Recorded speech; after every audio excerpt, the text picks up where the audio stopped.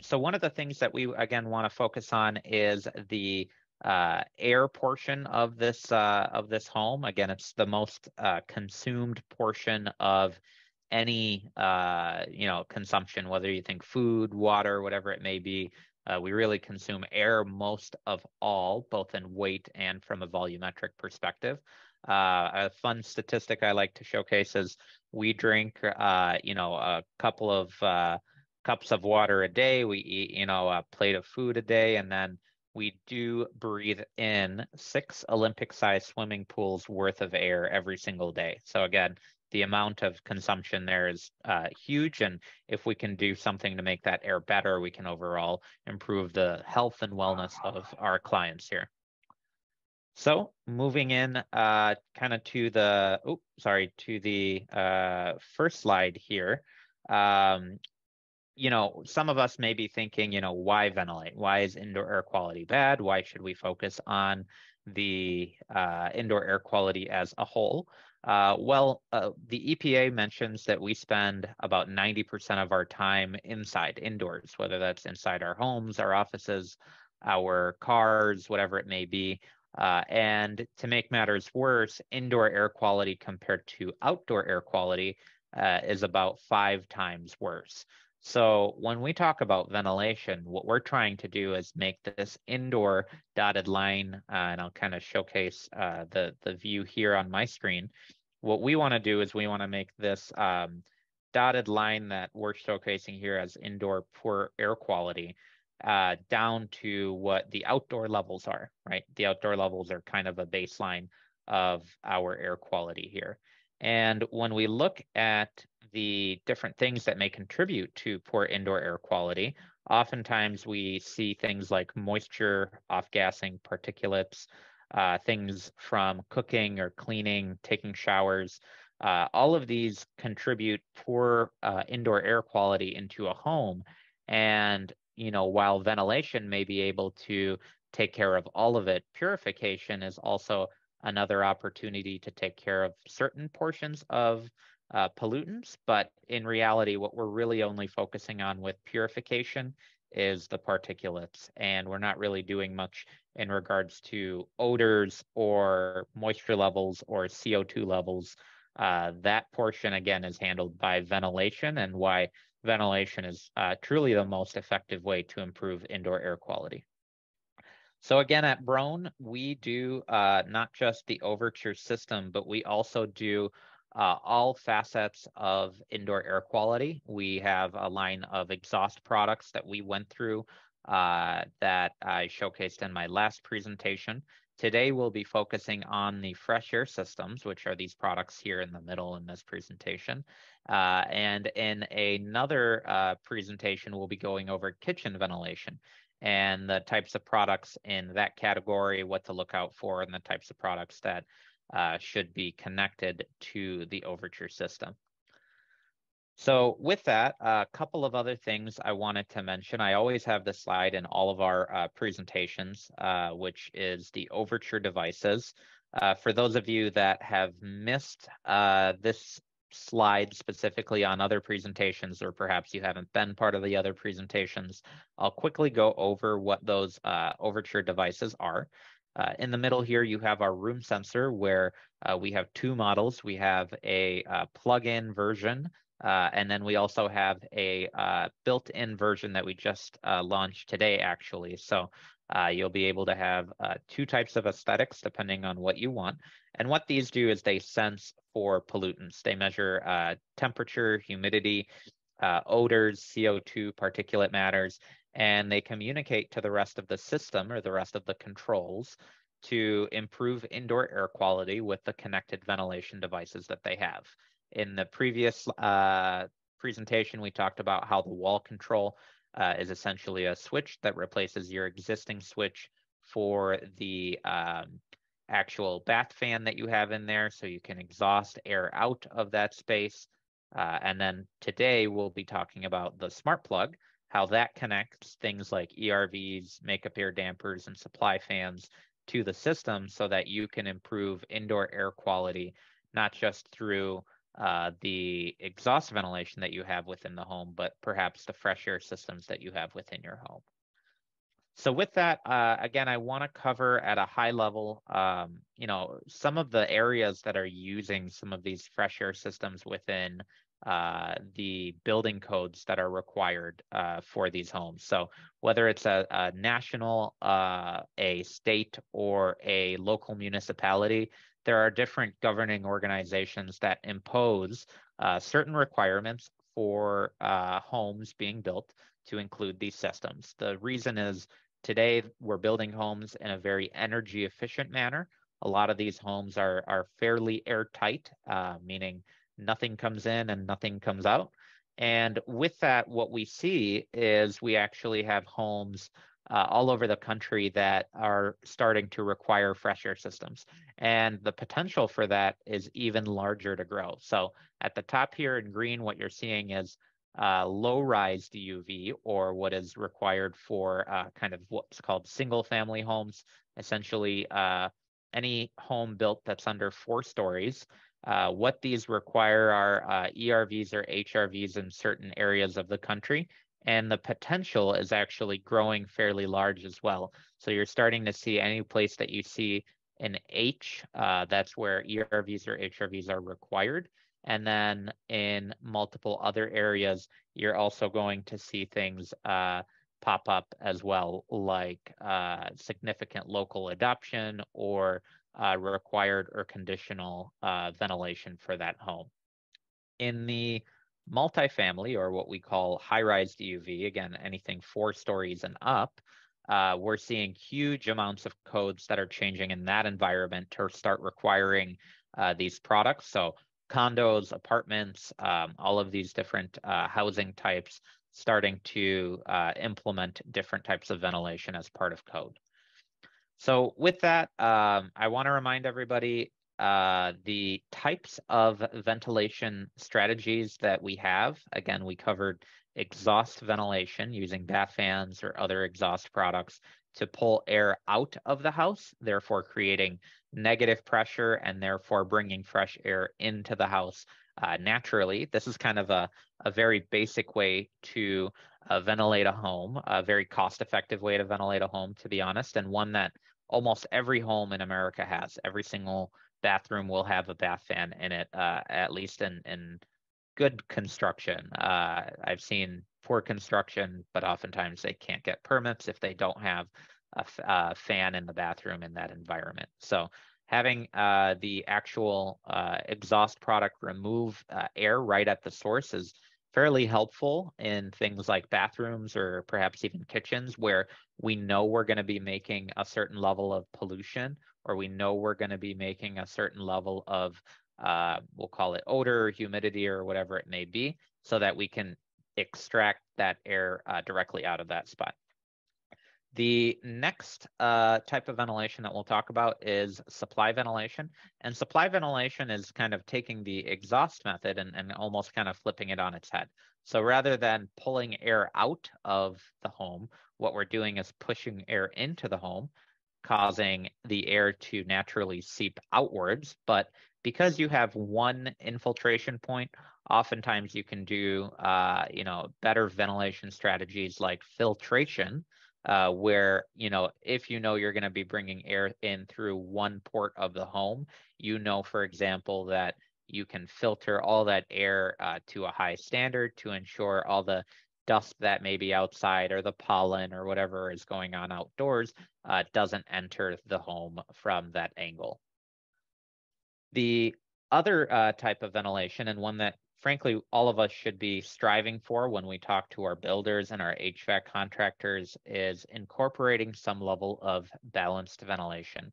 And balanced ventilation is essentially a combination of both supply and exhaust. So you get that filtration benefit of supply, you get the kind of source control benefit of exhaust, but I'll talk a little bit shortly about how that could be even better when you have a certain level of energy recovery in some of these products, or heat recovery. So it becomes a very efficient way to bring in fresh air into the house without affecting comfort of the individuals or your electricity bills when it comes to heating or cooling. And again, just wanted to showcase some of this information, not that any integrators would be actually doing these calculations, but what you'll find oftentimes is builders will go into a home and use this calculation provided by the ASHRAE 622 code, which is the residential unit ventilation code or law, if you will. And what they look at is the number of bedrooms as well as the floor area or square footage of a specific home, and therefore get what's called a continuous ventilation rate in cubic feet per minute. So I threw out a lot of terms there. I'll just kind of slow down, but continuous ventilation, meaning either always exhausting or always supplying or a combination of both, as well as CFM, which is the cubic feet per minute of air. So it's a volumetric measurement of air that this specific code requires. So if you have a 2,500 square foot home here and you're following the 2013 code, you have 3 bedrooms, you need 100 CFM. But if you're in a state that adopts the 2010 code and you have the same thing, which is 2,500 square feet and 3 bedrooms, it would be 60 CFM. And that could be approached through a multitude of different ventilation products. So we talked about a little bit of the 3 types of ventilation that we have within the home. We mentioned exhaust, we mentioned supply, and we mentioned balanced. I'm not going to go through exhaust because we had a whole essentially showcase on that. But in this presentation, we'll go through supply. And with supply, again, what we're doing is bringing fresh air into the house. And there's multiple products. There's really 2 ways that you could do it. One is passively, and passive fresh air systems are like this product that you're seeing here, which is essentially a damper or we'll call it in layman's terms, a flap that opens or closes based on an input, right? So in this case, this is one of our products called our Fin 6MD, and the Overture system can connect to the low voltage control panel here on the right-hand side to open or close this intake when indoor air quality is bad.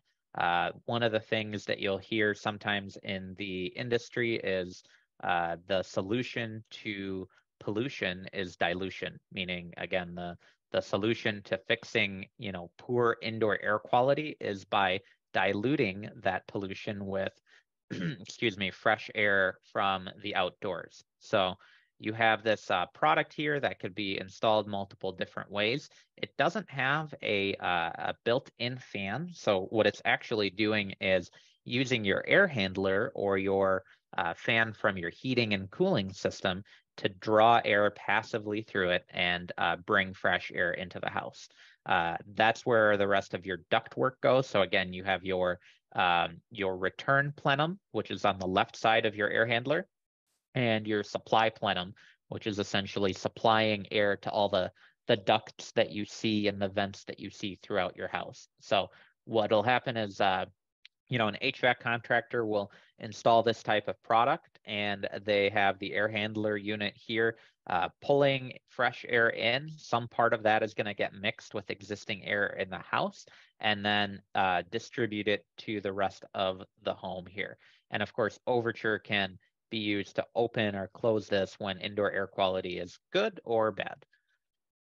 Moving on to the next product, this product is similar to the fresh air system or the makeup air damper that we talked about earlier, but it's an active way to bring fresh air into the house, meaning it has a built-in fan that actually blows fresh air directly through it from one end to the other. The great thing about this is because it has its own fan, it can actually have a filter in place in front of it. It's not just a flap that opens or closes. It's actually a way for us to be able to blow air through a filter. And there are different filters that you can use for these products, whether they're MERV 8 or MERV 13, meaning, higher or lower efficiency at cleaning different types of particles and things that may be outside. And with this product, again, Overture can control it actually by turning it on or turning it off, allowing fresh air to be put into the home. Again, you'll have that same kind of installation base. In this scenario, you may have it in between joists or over where the HVAC system is, so that you can bring fresh air into the house actively and not just passively through that port. I mentioned, we should always be striving for balanced ventilation whenever we can. With balanced ventilation, what we're doing here is a little bit of both. We're combining both exhaust and supply. And on a lot of these products, you'll see 4 ports like the ones that you're seeing here. One into the house, one out of the house, one to the system, like the HVAC system of the home, and one out of the HVAC system of the home. So you'll see, again, 4 ports, either 2 on each side or all top-facing ports, all depends on the type of product that you have. And with that, what you're able to see here is our lineup of fresh air systems. Certainly, you can use Overture with other types of fresh air systems that are outside of Broan. So you have that ability to incorporate fresh air systems from other manufacturers. But what you'll see, especially if you see Broan products, is one of these 3. Our AI series, which is our artificial intelligence unit, which has auto balancing, essentially, measuring the amount of airflow in and out of the home and constantly making sure that those 2 are correct. We also have our slim platform Sky Series, which is essentially a very thin ERV, often used in sometimes areas like, multifamily applications. And sometimes what you'll see on some of these larger homes is our HE series, which is what we're calling our high efficiency series. Fairly efficient at bringing fresh air into the home and has high levels of CFM. So for that, big home, if we remember that table from earlier, sometimes it would go into the, 300-400 range of CFM. These products, you can get away with using less of them in those sizes of homes. And when you look at a fresh air system, you'll see a couple of different components, just things for you to be aware about, which are the filter. Again, we'll talk a little bit about filtration here in a moment, but again, if we're going to be bringing fresh air into the house, we always want to be filtering it directly where that source is. You'll see the blower fans, and that's plural because there's 2 fans, one bringing fresh air in and one exhausting stale air out. And then lastly, a product called a recovery core. This recovery core is kind of what makes a ERV or an HRV what they are. This is the reason we want to have balanced ventilation. So I have a whole nother slide talking about that here. And what this core does is it basically uses what are called flutes, or you could think of them kind of like an arrangement of straws going one direction and an arrangement of straws going another direction. And they're all intricately kind of placed back to back to back to back so that airflow can go out of the home and into the home. So that's where you're seeing kind of these 2 cross-directional paths here. And whenever you're bringing fresh air from outside, let's say it's a cold day or, it's winter or whatever it may be, and inside is a little bit warmer, we want that energy transfer to happen as efficiently as possible.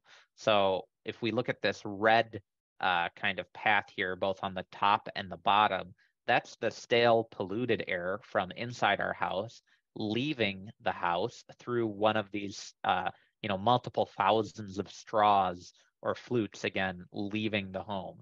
And with the fresh air from the outdoor coming in being a little bit colder, they're not mixing or they're not touching. We're never exchanging air directly, but what we are doing is having them kind of brush up on the walls of these products and causing a transfer of heat.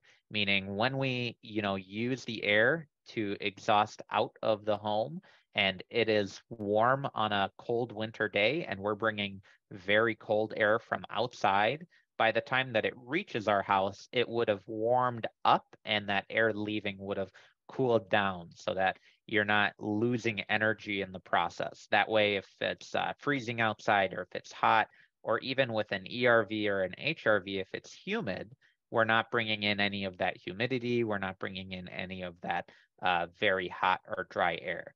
And on that topic, you might hear the term ERV or HRV. So it all depends on the type of fresh air system that you have.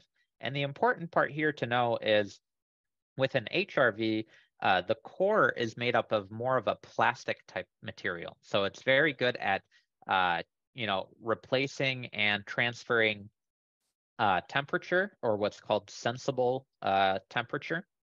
In this case, there is no, we'll call it humidity transfer, because plastic, does not do a good job of transferring humidity from one side to the other. And oftentimes on these products, you'll also see a condensation drain, because that plastic material has a really hot side and a really cold side going one direction and another. It'll kind of drip into a drain in that home to ensure that you're not, causing any air quality issues in that environment. The other portion of a fresh air system may be called an ERV. And with this product, an ERV is a core that's typically made up of a more paper-like material. So it still does a good sensible or temperature transfer, but it also is good at removing moisture from the air, meaning you could bring fresh air into the house, but what you're not going to be doing is bringing in the humidity. So if you live in Florida, if you live on the coast, if you live in high humid areas, this product would be better for you or your clients to incorporate with the Overture system. Again, whether you would use an ERV or an HRV all depends on your climate and where you're in.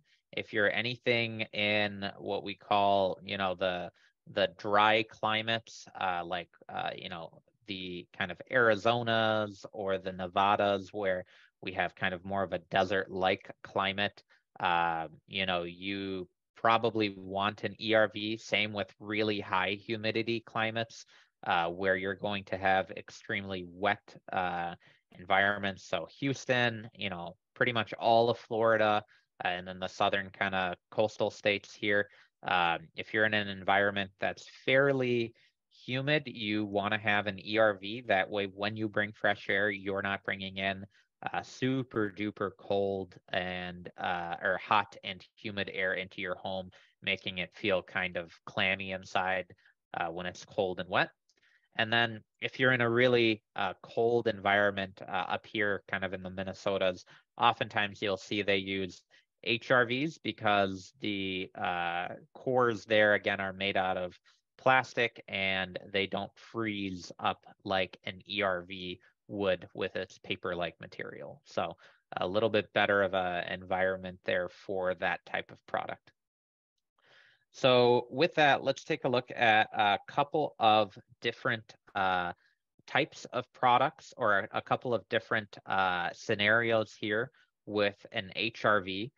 You may have a cooling season, right, where it is 75 degrees inside of the house. This is, where you're setting your set thermostat. And as that, cold air, or that, we'll call it cool air from your air conditioner, leaves the home because it's polluted, it's bad, and we want to get rid of it, it cools down this core essentially, right? So it makes it a little bit colder. And then the hot air from outside, let's say it's 110 degrees, comes into the home.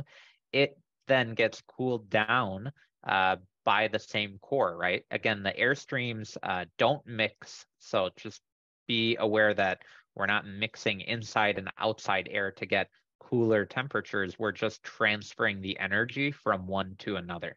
And that's how ultimately you get the kind of penetrating air to be about 83 degrees. It's not going to be exactly 75. That would mean you have essentially 100% efficiency, which kind of defies the laws of physics, if you will. But Here, you're able to introduce air at around 83 degrees, and your air conditioner can kind of kick in not as much as if you were bringing in 110 degrees with something like a supply fan or a makeup air damper that we talked about earlier.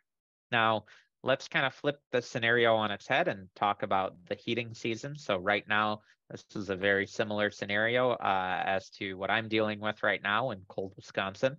Again, same set point of 75 degrees, stale air from outside going out of the house because it's polluted, because we want to get rid of it, because you cooked, you cleaned, you did whatever to make air quality worse. And this core will now get warmed up by that stale air as opposed to cooled down. And the outside air in this scenario is negative 13 degrees. So we're going to pull that in through the supply port. And as it goes through the core, through all those flutes that I mentioned earlier, it's going to capture a lot of the energy between the other product. And by the time that you get that air into your house on a negative 13 day, it'll actually be 61. So a lot less load on the home. You're going to get a lot less, different temperature swings. Your clients aren't really going to feel that. And especially when you're improving indoor air quality through one of these products, it has, very minimal impact on the actual home and how it feels. Now, with an ERV, right, we have the ability to improve indoor air quality, not just through managing, the pollutants in and out of the home, but also by the humidity inside of the house, right? So in this scenario, again, let's say we're in a humid climate, we'll say we're in Florida or we're in a summer month or whatever it may be. We're going to bring stale air from the house at 55 degrees dew point or 50% humidity. We're going to throw that outside of the house, and we're going to bring outside air from the house, in wonderful 80% humidity. So this is very oppressive. You would feel extremely uncomfortable if you just threw this inside of your house and dumped all that humidity with it. But by the time that it actually enters your home, because we've translated that humidity or transferred that humidity between the stale air going out and the fresh air coming in, we actually have 65 degrees humidity coming into the house. So then, you bring that in, and then your air conditioner can drop that down by cooling the home and removing some of that humidity as well. Or perhaps you have a dehumidifier. So a lot of opportunities there for us to bring fresh air into the house without making the home very, very, I'll use the word sometimes people don't like, but moist, because the humidity that you have outside is actually tempered by the same air you have inside. Now, again, one last type of scenario here that we'll go through. Let's take a dry climate. So this is more of a arid or desert environment. This is more, we'll call it, Nevada, Arizona, parts of Southern California. There, you're going to have dry climates, especially more inland as opposed to closer to the coast. There, you're going to have, again, we'll say the same humidity levels inside as we started out with earlier. We're going to throw that stale air outside of the house, and we're going to capture some of that humidity in the core.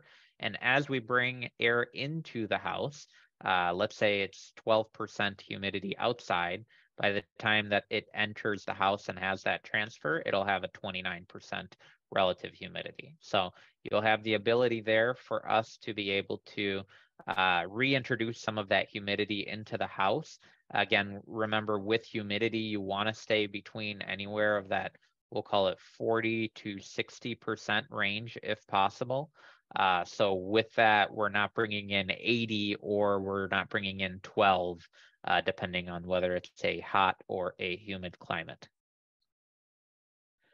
The other thing I mentioned too is, with these products, you also have the ability to improve indoor air quality because you have the ability to filter incoming air. This goes for supply fans, this goes for ERVs and HRVs. If we have one source of indoor air penetration, we have the ability there to be able to filter all the incoming air so that even though we know air quality is better outside than it is indoors, we also know that we can make it better by filtering it as it comes into the house. So with this product, you can equip it with different types of filters. What you'll see sometimes is PPI, or essentially just protective filters for the actual device itself. It's basically a mesh screen that you're seeing back here that captures, large things, bugs, insects, leaves, oftentimes, things that are very visible to the naked eye. With a MERV 8 filter, if you step it up, you'll have the ability to remove things like lint and dust and pollen from the outdoors. This is fairly standard in a lot of different fresh air systems, and it's standard on our products. And then again, you can step that up to either MERV 13, which then does smoke and smog, bacteria, different things like that, as well as a HEPA filter, which does what's called 99.97% of the particles outside. So you're still not going to be getting rid of everything from outside, but with a product like an ERV, again, you can bring in fresh air. You can ensure that that air is clean. You can ensure that that air is free of particulates. And with the Overture system kind of triggering these products, you can use this different ventilation, I'll say, strategies to incorporate fresh air into the house to ensure that even with the doors closed, even with the windows closed, that air coming into the house is fresh, it's clean, and it's going to improve the quality of life of the individuals residing there. So with that, I'll kind of stop here. That's kind of the end of the presentation that I have on fresh air systems. If we look at the schedule, we actually have one more ventilation type product to go through, which is the kitchen ventilation systems. There we'll talk about the benefits of that and the different types of products you'll see there. And on top of that, I think kind of in that June or July timeframe, we'll have a demo of integrating the Overture system into different control platforms like Control4 and Crestron and Elan, so that you can incorporate indoor air quality metrics and automation within your home for different clients that you may have. So it's easy to have the clients that we have currently, and I think it's even easier to sell them on indoor air quality so long as it integrates in those systems. So I'll pause here. I do have the chat open in case anyone had any questions or comments that they'd like to add, but if that's going to be it for all of you guys, I want to say thank you for stopping by. Hope you have a good holiday, a good weekend, and we'll see you in our next session.